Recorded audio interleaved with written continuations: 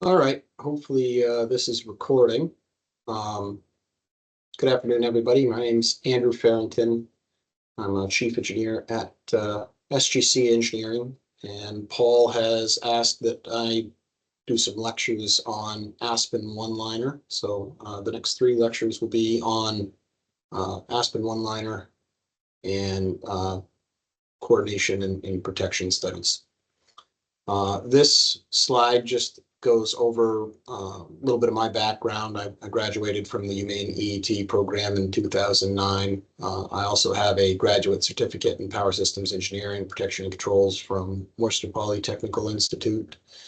Um, I've been in the industry just about 15 years now. And most of my experience has been in protection and control design and relay settings and coordination studies. I've got my contact information here. Please feel free to reach out with questions on Aspen one-liner or the homework or really any other topic too. Happy to help. So this slide, we're going to talk about what we're going to talk about. So Aspen one-liner is a software suite that is very helpful for us protection engineers. So we'll be covering a lot of the different aspects of Aspen one-liner.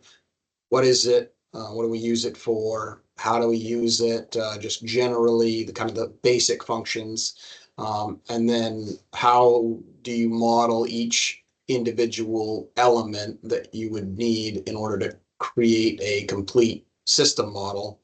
And then once we've built the model, how do we model relay settings? And then how do we run faults so that we can see how the relaying reacts to those faults? How do we check the coordination? And we're just gonna kind of build on the previous skills that we'll discuss and get more and more in depth as we go.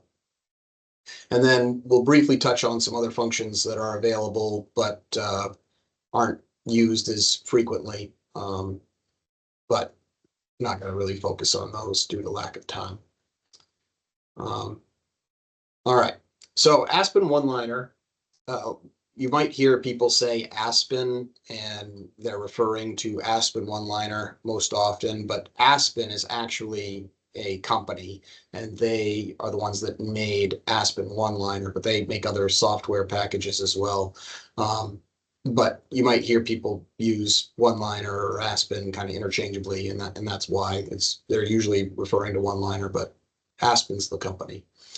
And they've made one-liner to allow us to do short circuit and relay coordination studies. So it allows you to model all kinds of different equipment, which we'll cover in depth here. Transformers, transmission line buses, reactor banks, capacitor banks, lots of different types of equipment.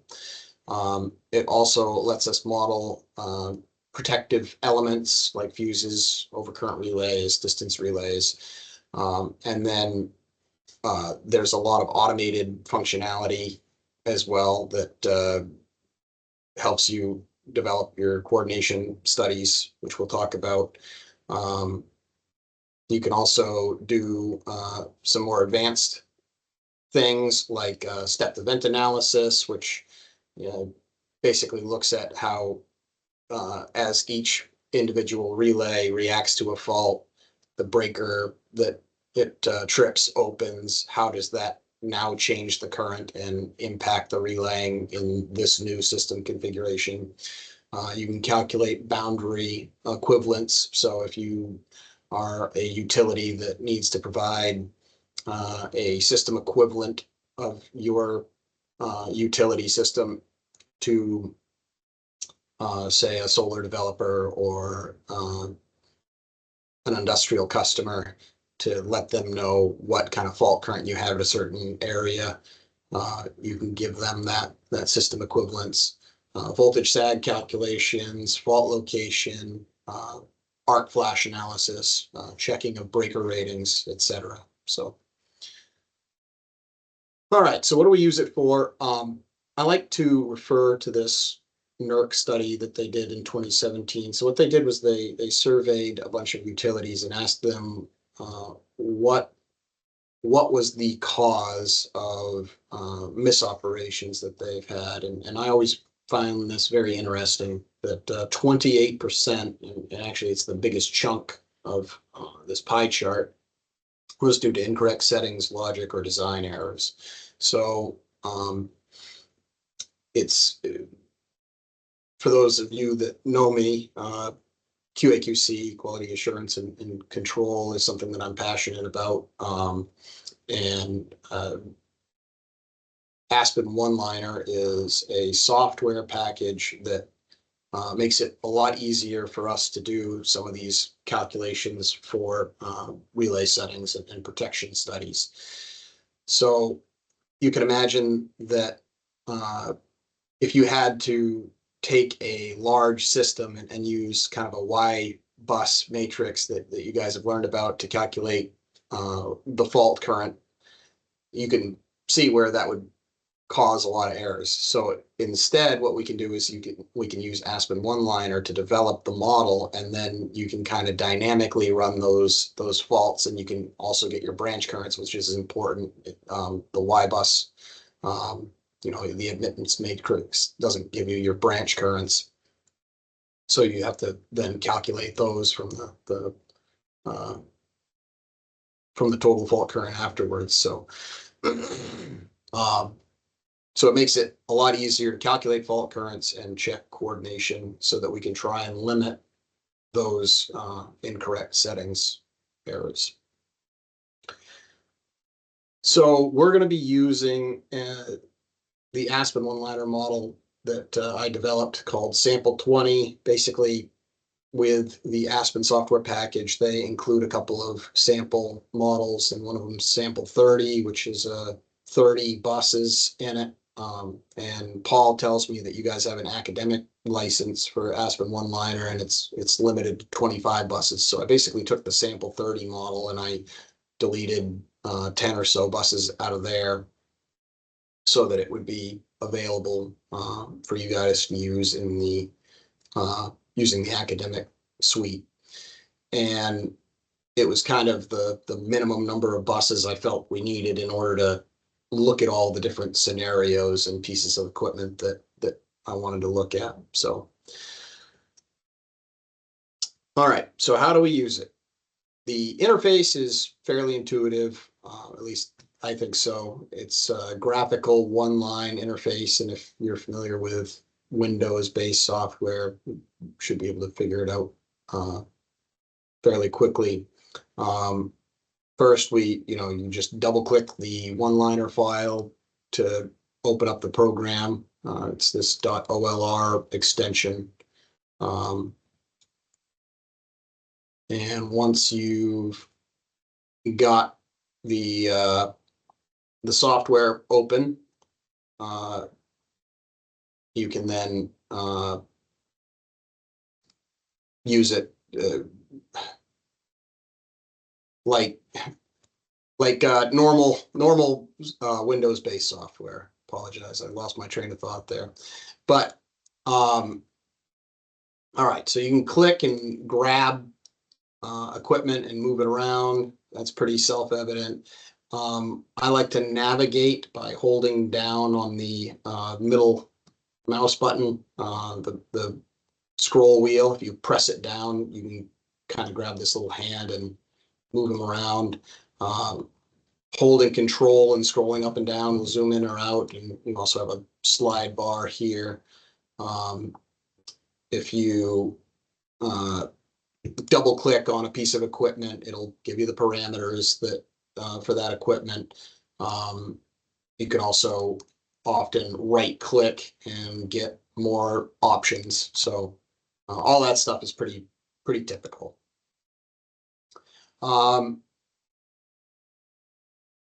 But there are some handy tricks I wanted to cover. We did the hold the mouse wheel to move. That one's really important. The split window view, this one was kind of a life changer when I discovered it. You can see on the left side here, this vertical bar. If you grab that and do this, you can actually make it so you have two windows. And this was such a help because sometimes you're doing coordination studies, and the system is really really big and spread out on the one liner, and you kind of want to zoom in to see all the fault currents, but you also want to see what's going on another bus. So this way you can you can run a bus fault here, and you can see the currents that are present at the Minnesota bus, but you can also like look over and see what's going on at Ohio without having to zoom out to try and see, both of them. So that's a cool trick. The TTY window, we'll use that a lot. That's an important tool. This button right here is the TTY window. TTY stands for talk to you. So it just provides a text document that kind of gives you the information that you'd otherwise see on the one line. So for instance, it gives you your positive, negative, and zero sequence fault currents, the A, B, and C phase fault currents, your Thevenin impedance for the fault, the short circuit MVA, X over R ratio. It gives you all your branch currents. And so sometimes you might run a fault and you want to give somebody else the information as to the amount of fault current available, and you can come here and grab this and copy it and send it to them. So that's the talk to you window. The show hide device palette, that's this button here. So this can be used to add new pieces of equipment. You can add a bus, or you can add a transmission line between two buses. I don't usually use this device palette. I usually will right click on the bus I want to add something to by doing new load or shunt, or if I want to make a new line, I'll just hold shift and select those two buses and then right click and do new line. I don't know, it's just a preference thing, but some people find this to be helpful, so wanted to point it out. The data browser, this is a pretty helpful tool. That's this grid looking button over here, and it lists all of the equipment in the entire model. So these are all the different buses. You can look at all of your transmission lines, and it'll give you data about those. So this is a really quick way to get around to, because I think you can double click on this and see the data for that line. You can do show on one line, and it'll take you to that location. So helpful way to get around and see a lot of data quickly. Keyboard shortcuts. Okay, so I and O will put things in service and take them out of service. So if you are looking at different outage contingencies and you want to see what happens if this transmission line is out, and you click on it and press O, and now it'll kind of make it dash to show that it's out of service. Put it back in by selecting it and pressing I. S will specify a classical fault. So if you select a bus and then use the S key, you'll bring up the classical fault specification window. That's a handy one. E will take you to the other end of a transmission line or transformer. So you can see, I can't see where the other bus is, and depending on the size of your model, it may be a long way to scroll over there bit by bit. So if you select a line, you press E, it'll immediately take you to the remote end, so you can get around pretty quickly that way. So that's a handy tool. F will help you find a bus. So you select F and then start typing and find a bus by its name. T is the stepped event analysis. I mentioned that earlier. We're not going to really cover that much, but it is a handy tool. So know that that's available. The T is the step event analysis window. Oh, the check anomalies button. This is very helpful too. So if you go up here and go to check and then network anomalies, when you're modeling a system in Aspen one-liner, sometimes there are errors, and the most common ones I see are transformers with the wrong phasing, which we're going to cover and talk about ad nauseum. I'm going to really try and hammer transformer phasing with you guys, both during this Aspen one-liner training and also with the transformer protection training. So that one often gets modeled incorrectly. And then also generators with the wrong reference angle. That's another one that often gets overlooked. So if you just select those and then say OK, it'll open up the TTY window and it will check all of the transformers and all of the generators in the system to see if there are any that shouldn't be that way. So for instance, maybe you have two parallel transformers and one is modeled as a DY1 and the other is modeled as a DY11, and they're in parallel. That can't happen. So it'll flag that and say you've got transformer with wrong phasing there, and you can see our list is empty, which is good. And then the other one is the wrong reference angle for a generator. So in every Aspen one-liner model, there is a reference bus. This one happens to be at Kansas. And so if Kansas is at 0 degrees and you have a generator that's tied to a GSU, a generator step-up transformer, say it's a delta Y and the Y lags by 30 degrees, that generator reference angle needs to be at -30 or Aspen one-liner is going to throw a fit. So, and your fault currents aren't going to be calculated correctly. And that's a very easy one to kind of spot on your own, but sometimes the reference bus might be hundreds of miles away and you're going through series and series of transformers to get from your generator that you want to model back to the reference bus and have to try and keep track of all the phase shifts between here and there. This is a nice, easy way to check to make sure that you've done that correctly. Sometimes I just, keep it at 0 and then run the check and then find my generator and then see what it should be so that it's modeled correctly.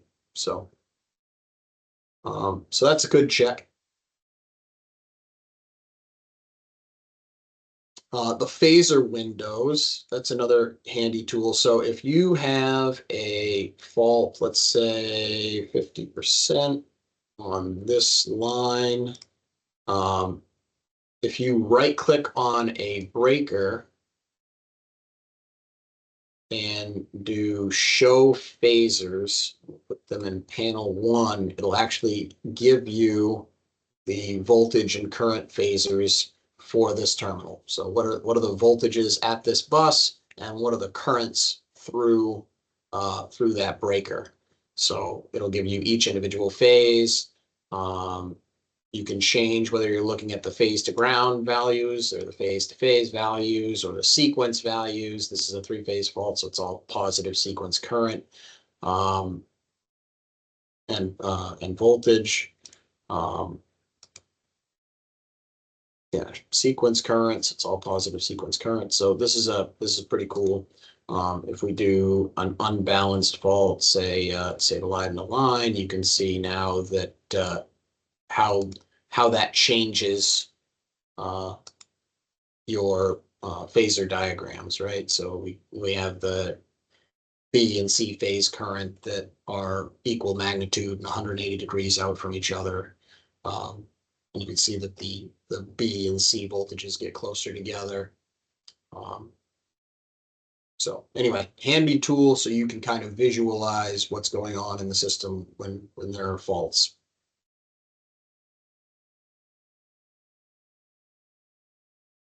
Copying and pasting of parameters. If you're developing a model, say for a solar farm, and you've got 50 inverters that are all the same, you might want to copy and paste them. So just so you know, you don't have to just make a bunch of new transformers all at the same time. You can, do a new transformer, but then you can, instead of having to enter the data for that transformer manually, you can select another one and then do Control C, and then go to your new transformer and do Control V. And we'll say, do you want to overwrite the selected object with data from clipboard? And you say yes, and now your parameters match the other one. So handy tool. You can also do that for lines and other pieces of equipment. So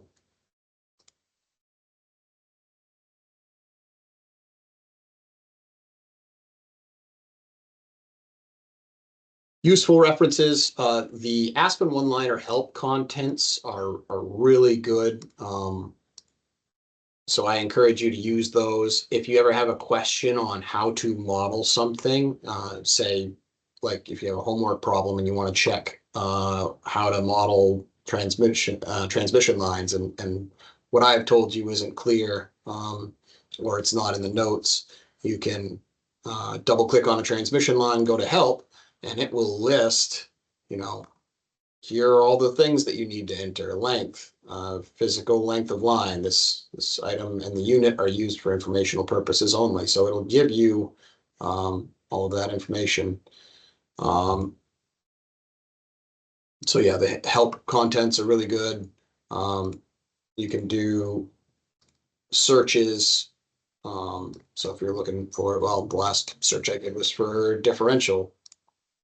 So what's a line differential relay and how do you model it? So definitely rely on the help. It's a great tool. They also have their website here, and they have a YouTube channel where they have tutorials and talks about different topics as well. So check them out.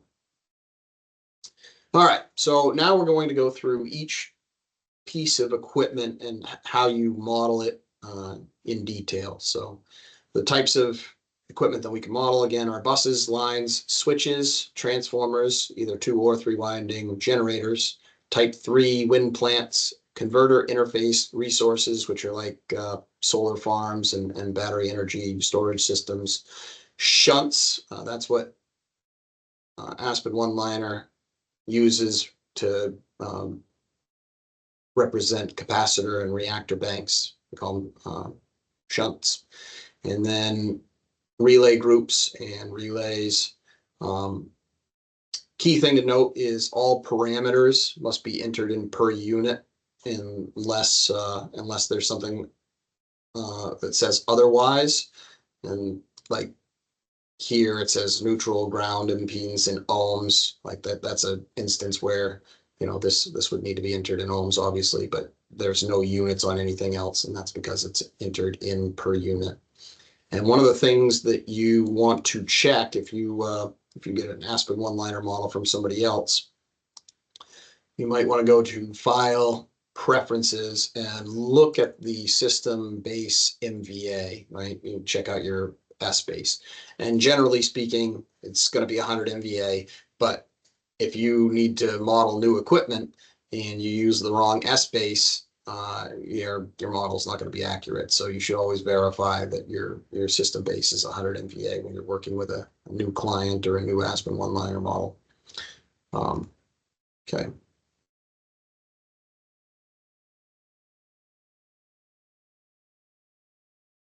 All right, first we're going to talk about modeling buses, and what you can do is just click anywhere on the screen and then do new bus, and it will pull up this bus info window, which I've shown here. You can enter the bus name that That's pretty self-explanatory. You can just give it a name so that you can find it later. The bus number and the area number and the zone number, these are all arbitrary. They don't have to be unique, but they're there for organizational purposes. So let's say you were making a one-liner model for the UMaine campus, and you wanted to have an area number where that represented Barrows Hall is area number 2, and then you might have the zone number be each room in Barrows Hall. And then you could have, different buses in there. So it's just available for finding things later for organizational purposes. Like I said, you might have the ISO New England. They might have CMP as one area number, and so on and so forth. So location, same thing. That's just for your use, but it doesn't need to be entered. The bus type, the only ones you really need to worry about is whether or not it's a TAP bus. So a TAP bus basically means that there is no protection at that bus. So let's take this line, for example, that goes between Arizona and Kansas. And there's a breaker here at Kansas, and there's a breaker at Arizona. And let's say they both have line protection. And so if you were doing a coordination study to make sure that this protection is slower than, say, the transformer protection there or Arizona, and you wanted to run a fault over there, when you go to do that, you run a, say, remote bus fault, and it would run the fault at Arizona. And now you can check your coordination. But if there was, say, a tapped transformer on the line, so let me insert a tap bus at, say, halfway. And let's say that transformer is just a fused transformer. There's no local protection for the lines there. You just have the transformer tapped over here. It's not part of the line protection. So when you do a remote bus fault, like we just did, it will still put that fault at Arizona. If you made this so it wasn't a tap bus, and you run that same fault, now it puts it here. So that's what a tap bus does. It's kind of a useful tool if you do have a model where there are a bunch of taps. So handy to use when you start needing to run a bunch of faults. You can also change the symbol, whether we want a vertical bar, a horizontal bar, or a dot. So that's really all there is to modeling a bus. Oh, except for the most important thing, the nominal KV. So when you go to model a new bus, you're going to want to make sure that you put in that nominal KV correctly, because you can't change it afterwards. So like you can see here, this bus, its nominal KV is 132 kV, and I can't change that. So if you model it at the wrong voltage, you can't change it later, and you have to delete all of the equipment that's connected to that bus, and you're going to have to remodel everything that was attached. So just be aware of that. Make sure you get that right.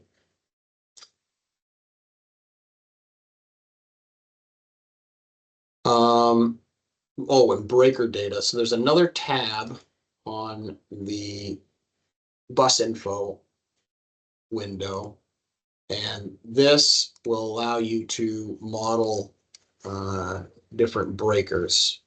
And I didn't really cover that in here because you have to have the breaker module, which I don't think you guys are going to have in order to do it. I've never actually run that before. I have modeled the breakers in there because ISO New England does these breaker checks and they want to have the data. So I've modeled the breakers, but never run the study.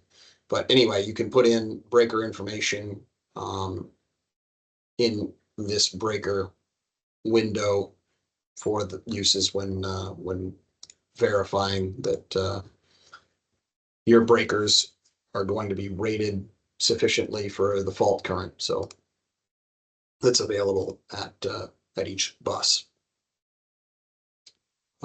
But again, not needed for completeness of your one-liner model. Okay, modeling transmission lines. Same thing as far as, well, not same thing, but in order to model a transmission line, you can select two buses while holding shift, right click and do new line. Or you can use the device palette and select a line, select and hold a bus, and then draw it over to the other bus you want to connect it to. Once you've created the line, then you need to put in the transmission line data parameters. Again, the name is arbitrary, so you can name it whatever you want. The length does not impact like the fault current or anything. It's just for your purposes, is like if you want to do, if you want to find out an accurate distance to fault check, you'd want to put in the line length. Then you can use, whatever units you want, feet, miles, KT, just so you know, is for thousands of feet. So like you might have a 4,000 foot line, so you put 4 KT in there. That might be helpful for a homework problem. The type is also not required, but you can put in what type of transmission line it is, and you can actually populate this with other transmission line types. I've never used that, but I guess you can use that for informational purposes. I don't know any clients that actually specify that in there, but so you don't have to worry about it. The branch parameters are the positive sequence resistance, positive sequence reactance, zero sequence resistance, and zero sequence reactance. Those are the four most important, obviously. And those again are in per unit, so make sure you put them in per unit. The positive sequence susceptance is modeled using the B1 and B2 parameters. And so Aspen one-liner uses the pi method, which you should know about, and if not, I guess let me know. But essentially, you have that that susceptance of the line that's distributed over the entire length of the line, and you can't really model it well along the entire length of the line. And if you model it in the middle, it's not super helpful. So usually you use the pi method, and the reason they call it that is because you put one shunt susceptance modeled at each end of the line close into the terminal, and then because you've got that shunt there and then the transmission line kind of wiggly on top, it kind of looks like the symbol pi, so they call it the pi method. So the key takeaway here is if you are given a susceptance, what you need to do is take the total susceptance for the entire line and divide it in two and model half in B1 and half in B2. So the actual total susceptance for this line is 0.0066. And so I see that people mess this up all the time, which is why I'm covering it. But make sure you're dividing the total susceptance in two and modeling half at each end. Same thing with the zero sequence susceptance. And if you thought that this was positive sequence and negative sequence susceptance and tried to do it that way, obviously that wouldn't make any sense when you get down here, because you don't want to have a susceptance, a positive sequence, zero sequence susceptance, right? That's why it's B1 and B2. It's one end of the line with second end of the line. And then the zero sequence susceptance at one end of the line, and then the second end of the line. The positive sequence conductance, the G1, G2, and then the zero sequence conductance, G1, 0, and G2, 0, they're almost never modeled. Those ratings are negligible, so they don't usually get modeled. And then we have the current ratings. These are not necessarily for your model for your short circuit model. You might use these if you're using the load flow program that Aspen one-liner that Aspen makes, excuse me. And you might put in like the A rating might be the normal rating, and then B might be the long time emergency rating, C might be the short time emergency rating, and then D might be the drastic action limits. You might have different ratings for pieces of equipment at certain times. And now you can go and look and see when those current ratings are being exceeded if you've got that load flow study program. So the metered at, this isn't necessary. It's just if you had metering, it would show which terminal it's on. It doesn't really do anything either way. And then you could put in a memo, just notes about the line. Conductance is rarely modeled. Yeah, susceptance should be modeled using the pi method. We covered that. So that's important. May have a homework problem that's something you need to know for.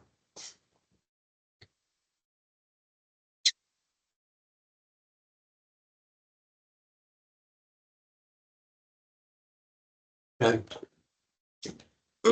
The other thing when you're modeling transmission lines is you could have zero sequence mutual coupling.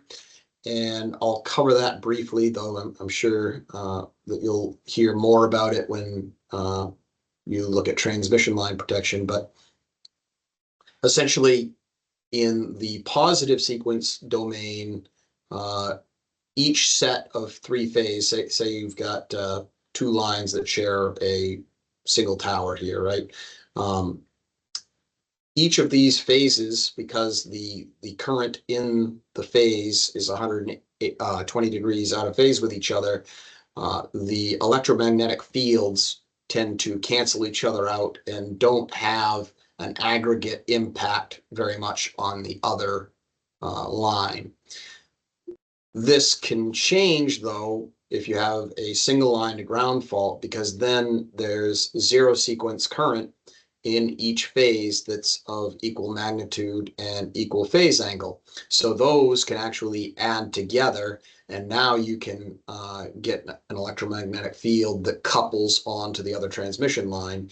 And when you do the right-hand rule for the zero sequence current going through this conductor is making a electromagnetic field in this direction the other way, which then right-hand rule makes it so that the zero sequence current is going in the other direction on the other line. So that's what this is showing. So when you have two lines that are parallel close together for a long ways, you'd be surprised at how impactful that zero sequence mutual coupling phenomenon can be. So you can get a single line ground fault on one transmission line and actually induce a zero sequence current in the other parallel line, and this can create line relay issues with line relaying. So they can actually trip on ground instantaneous elements even though the line isn't faulted, or like a zone 1 distance element, or if the orientation of the lines are such that it makes the fault look further away, you may not operate when there is a fault on the line. So excuse me. So they've started to be a lot more diligent about modeling those zero sequence mutual coupling, and so it's actually a requirement for the ISO now. I think it's a NERC requirement for 100 kV and up transmission lines. So when you're doing this, what you do is see these two lines. They both run from Tennessee to Texas, say. And if I open up the transmission line data tab, there's this mutuals button. So if I want to add, if I were going to add one, I would select both lines while holding Shift so that they're both selected, and then do mutual pair properties. So this will open up the mutual pair property data, and so basically what you're doing is selecting what percentage of the line impedance is in parallel with each other. So for this line, it's pretty obvious, right? If they both go from Tennessee to Texas and they're tied to the same buses, they're in parallel from 0% of the line, which is here at well, it's technically at Texas because this defines which way it's oriented. So 0% from Texas to 100% of the line, which is Tennessee. And then the impedance of that is they only modeled the mutual reactance at 0.08 per unit, but you might have mutual resistance as well. And you'd get that from your transmission line modeling software, whether it be Aspen line constants or Aspen line database or PLS-CAD or something like that. The swap ends tool. Well, let me do it this way instead. So let's say we wanted to add a not so obvious mutual coupling pair, right? We want these two lines to be mutually coupled, so we can select them both and do new mutual coupling pair. And the first thing you want to do is check your orientation. So it's chosen line 1 as being from Tennessee to Vermont. So that's line 1 here. And then line 2, it's got from Texas to Tennessee.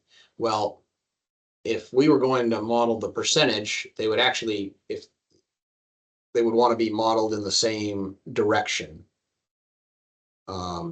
starting from the bus that they both share, right? So you use this swap ends button.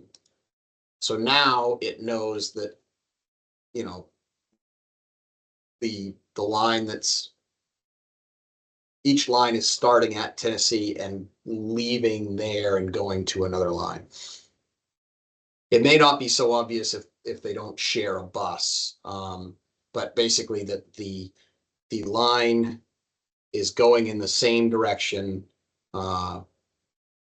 in this orientation. I know that's really confusing to listen to, and I know I'm not explaining it very well, but the important thing is if you ever have to do this, that orientation will make a big difference in your model. So, you know, use the help contents and make sure you're doing it correctly. But and then let's say that this was an accurate representation roughly of the physical transmission line. So this one's going from Tennessee to Vermont that way, and then this is in a separate right of way going from Tennessee to Texas.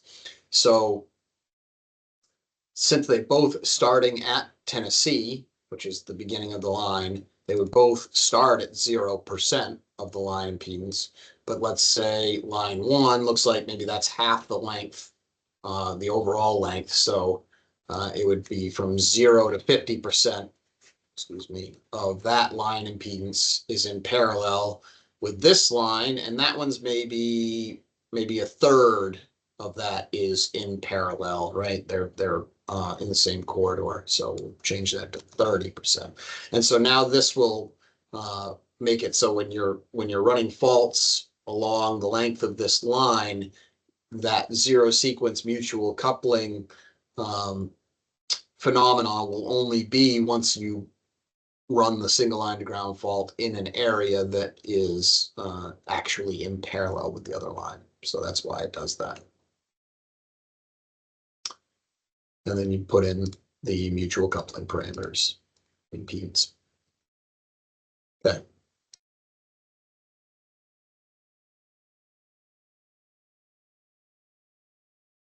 So where do we get the data to model the transmission lines?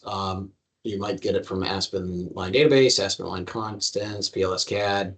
I've included a spreadsheet that came from Basler Electric that you could play around with if you want to try and figure out how, when you change the construction of a transmission line, how that changes the impedance.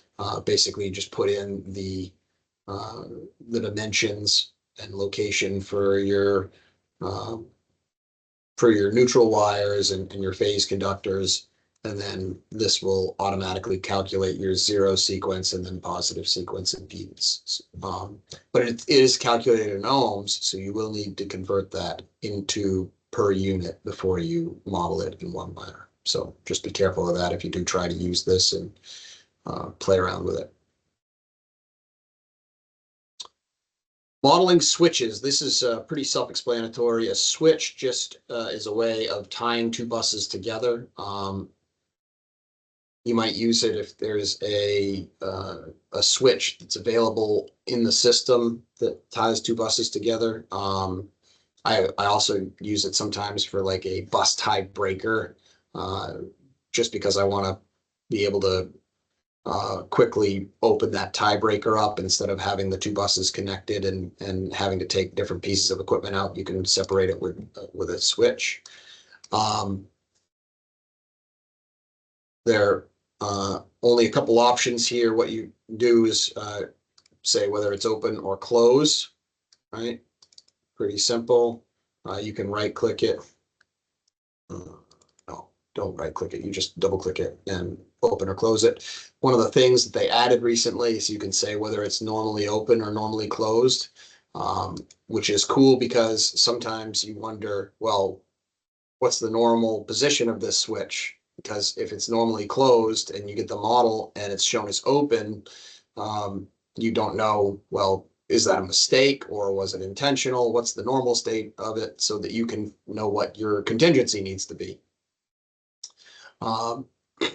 So really like that feature. And there's actually also a way to reset all switches globally to their normal position somewhere.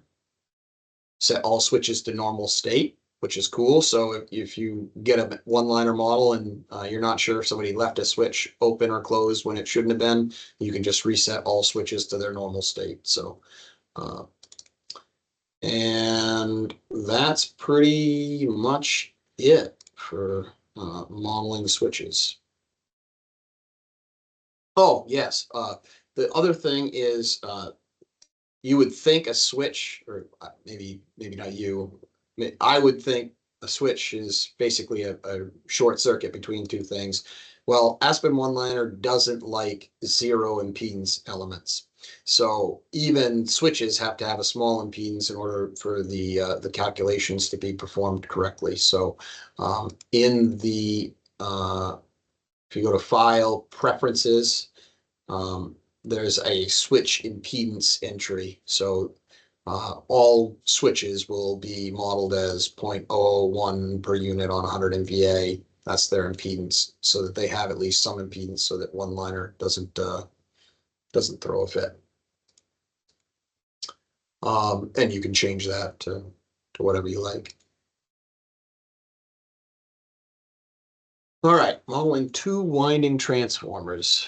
I'd like to get through two winding and three winding transformers. How long have I been recording here? 54 minutes. So I've got about 20 minutes. So I'm going to be done by 4:30.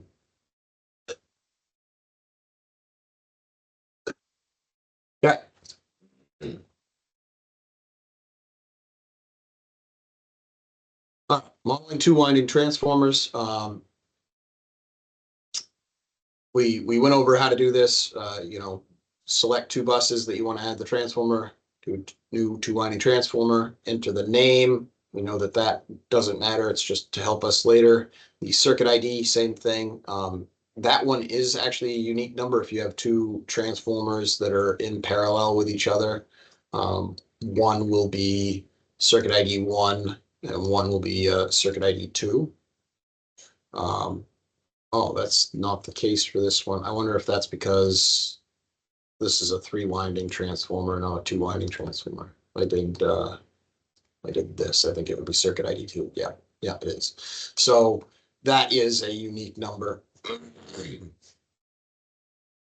But it just automatically increments it, so you don't really have to worry about it. The MVA 1, 2, and 3, this is not absolutely critical to have entered, but it is very helpful for a couple reasons. Because you can change the MVA base for your per unit quantities when you do a transformer, you can't do that for a transmission line. It's just modeled on 100 MVA base. Same thing with a generator, you can't change that. But for a transformer, you're allowed to change the base quantity for it. So let's say, just based on this is probably like a 25 MVA transformer, let's pretend. If I changed this to match that base rating that I just picked, you can say okay, and then it will ask you if you want to convert the transformer's impedances to the new MVA base, and you can say yes. And now I can look and see, oh yeah, that's a 0.064 per unit on its own base transformer. So that's a 6.4% Z. Hopefully you guys understand how that conversion can be done pretty quickly. So that would be a 6.4% Z transformer on the nameplate. So having this here, even if everything's modeled at 100 MVA, you could quickly change it to match the base MVA rating and do a sanity check on your transformer. Also, we'll cover it when we get to transformer faults, but when you have a transformer damage curve, it's based on the OA rating of the transformer. If you don't have this entered, Aspen OneLiner doesn't know what the OA rating of the transformer is, so it doesn't know how to automatically calculate that transformer damage curve for you. It's based on the OA rating and the percent impedance of the transformer. So if you put in the MVA1 rating, it assumes that that's the OA rating of the transformer, and now you can have it automatically calculate that transformer damage curve, which is really convenient. So not strictly required, very good practice to enter the MVA ratings. Usually the MVA1 rating is the base rating, the open air rating, ONAN rating, and then you'd usually have, say, the stage 1 cooling or stage 2 cooling in those MVA 2 and 3 entries. Then you put in the positive sequence resistance, positive sequence reactance, the susceptance. Usually the susceptance is very low and can be ignored. If you look at the help file, it says you can ignore it. So I've never really seen the susceptance modeled for the transmission line. And then you have the nominal voltage. So one of the things you want to do is check these tap KVs. So these will default to the nominal voltage of the bus you've connected it to. So the Nevada bus has a 132 kV nominal voltage rating. The Nevada 33 kV bus has a 33 kV nominal voltage rating. But the transformer nameplate may be of a different value. So the high voltage winding may be rated for like 138 kV, say. And so you'd want to put in 138 kV to say it's 36 kV on the low side. You'd want to put in those tap values here because it'll change the transformer turns ratio. And that changes the fault current on one side of the transformer versus the other. So you don't want to just assume that your transformer is modeled based on the nominal voltage of the transformer. So this is where you would change that. The G1, G2, G10, and B10 parameters are similar to the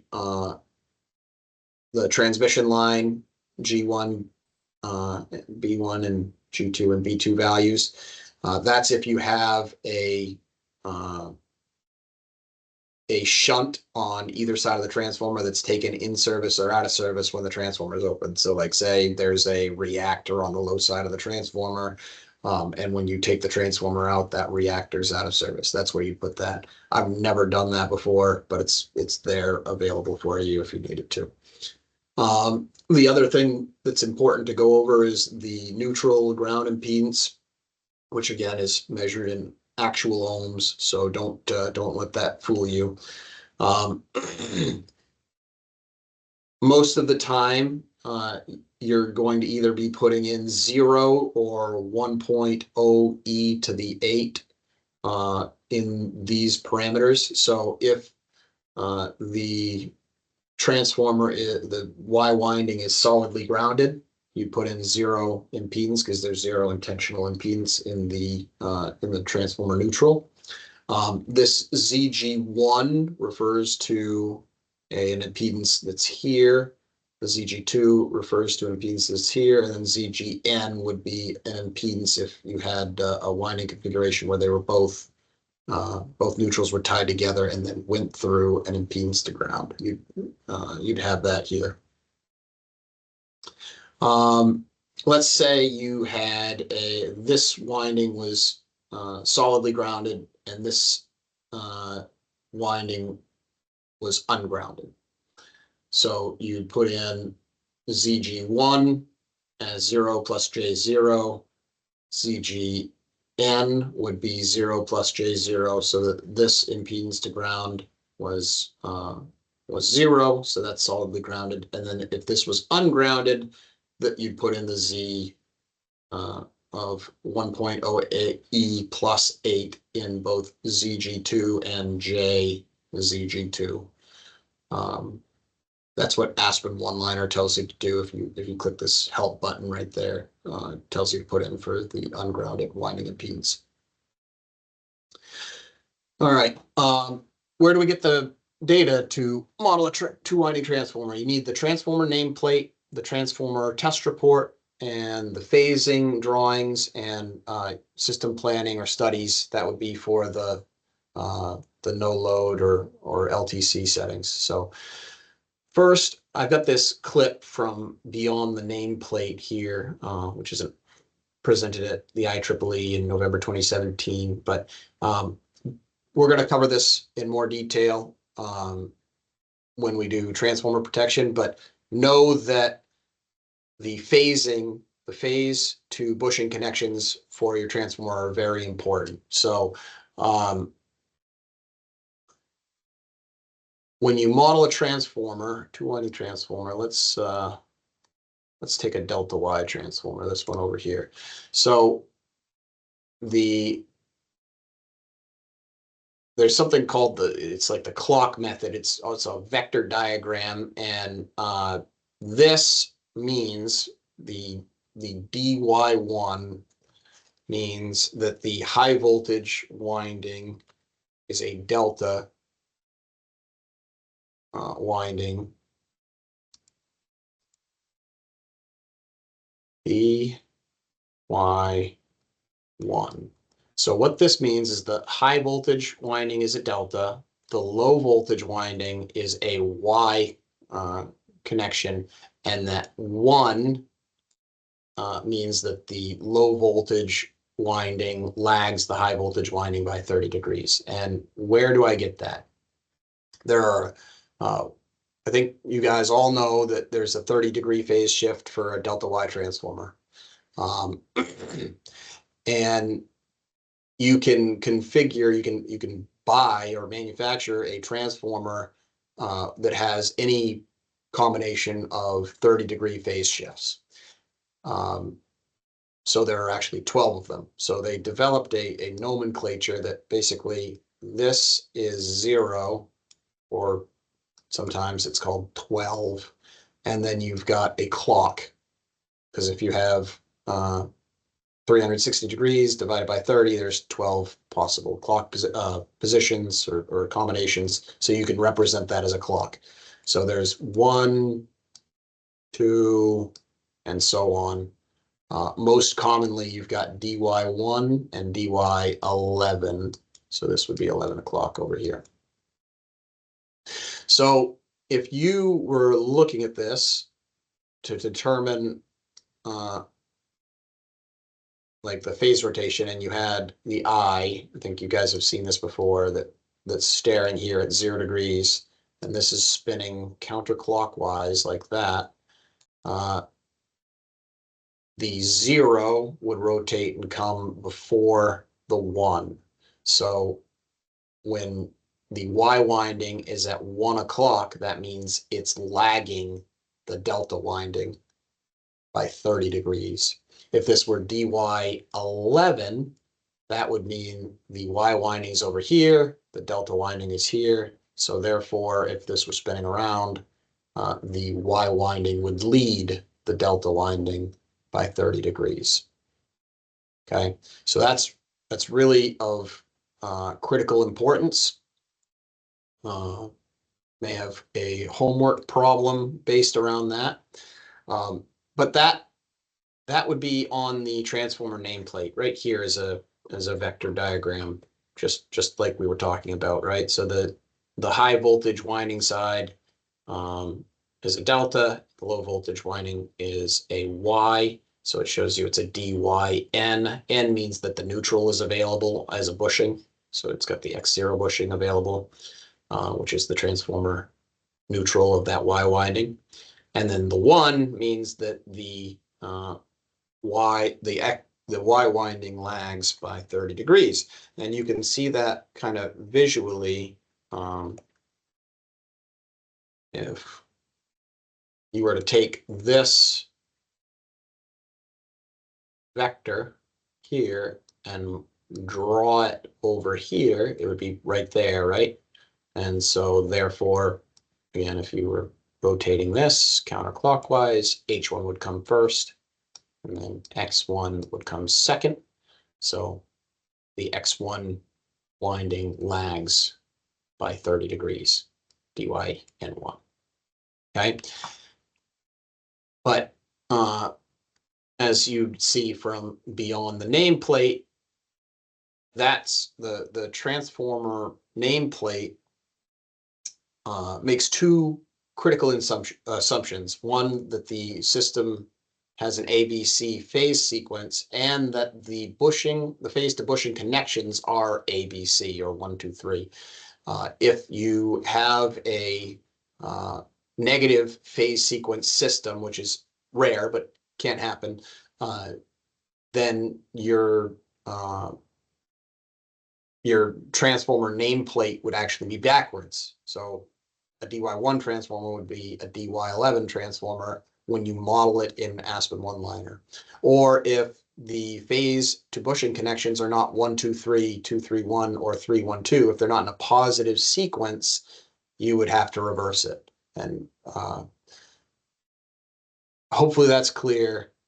It's explained in this slide, and we're going to cover it more times, especially in the transformer protection section. So in the interest of time, I only have a few minutes left here. I'm going to try and move on. All right. So you need the transformer nameplate for your vector diagram, your impedance data. You need the phasing drawings to check your phase to bushing connections. You might need to get with somebody that's looking at the system planning or system studies or load flow load flow studies so that they might need to determine, based on minimum and maximum loading conditions, what's the appropriate no load tap changer position for the transformer to be on. What is the desired set point for the automatic load tap changer to be on, so that you can get those tap kV settings set up properly so that you have the right transformer ratio in your model. This is an example of a transformer test report. So it gives you a 7.31% Z, and they were actually nice enough to also give you the positive sequence resistance in a percent, as well as the positive sequence reactance in percent. If you were to use Pythagorean's theorem, you would get 7.31% Z. If you were only given the total impedance and they didn't calculate it for you, you can calculate it yourself. How you do that is you need to look at the load losses. I have a slide on this later on, but what you would do is look at the load losses, and you divide the load losses, which in this case is 5,924, 240 watts, right? 59.24 kW. And you divide it by the transformer MVA rating, which is 20 MVA, by 20 million. And that gives you the positive sequence resistance in per unit. So if you then multiply that by 100 to get it in percent, gives you 0.296% resistance. And you can see that that matches up. So that's how you calculate your percent R. And then if you have, the R value, you've calculated that using your load losses, and they've given you the Z value on the nameplate, then you can use trigonometry to obtain the X value. Okay, so you may or may not have a homework problem like that, so be aware of that. Let's see, you also have the zero sequence impedance. You generally get that from the test report. So this one gave you a 7.27% Z for the zero sequence, but it didn't break it out in the IR and IX. So again, you're going to have to figure out how to do that yourself. So generally, you can assume that the X over R ratio for the positive sequence impedance is approximately the same as the zero sequence X over R ratio. So you can take 7.3 divided by 0.296, get that X over R ratio, and then you can use trigonometry to figure out what the percent R and percent X are for the zero sequence impedance. And it looks like I'm out of time, so we're gonna have to pick up with 3-winding transformers next time. Because I believe these are supposed to be an hour and 15 minutes, and we're at an hour and 13, so I don't really have time to get that started. What I could do, I guess, is show, this is where an example where I had to calculate a percent R and percent X from a percent Z and a load loss value. So if you want an example of that, you can come here. So to get the R1 primary to secondary, it's a 3-winding transformer, so it's not, and we haven't covered how to model those yet. So, but the key takeaway is that load loss divided by the base power gives you the R in per unit, And then using the Z value, you can use trigonometry to calculate the X value, and then you can now properly model the transformer impedance in ASP one-liner. Okay. We will start with three-winding transformers next time. Thank you all. Hope you have a great day. Bye.